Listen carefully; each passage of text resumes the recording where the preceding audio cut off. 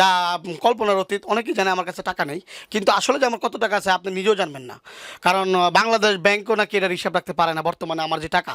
কারণ আমি মানবতার ফেরিওয়ালা, সবাই আমাকে ব্যারিস্টার আক্কেল খান হিসাবে চিনে, সবাই আমাকে দান সদকা করে। এই টাকা দিয়েই আমি অনেকের উন্নয়ন করেছি।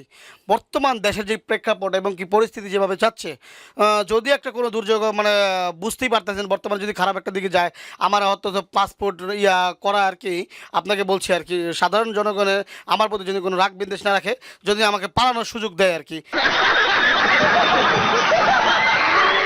কারণ আমি চাই, আমি এত বড় একটা আন্দোলনকারীর ভিতরে আমি থাকতে চাই না। কারণ আমার কথা হলো গিয়ে, আমি সবসময় ব্যারিস্টার আক্কেল খান, আমি মানুষের পাশে ছিলাম বন্যার সাহায্য করার জন্য।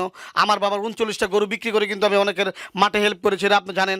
আপনারা অনেকে জানেন আমার একটা লাল গাড়ি ছিল, এই গাড়ির চাক্কা বেচে পর্যন্ত আমি ওই যে প্রেগনেন্সি মহিলার জন্য এর ওষুধ কিনে দিয়েছি।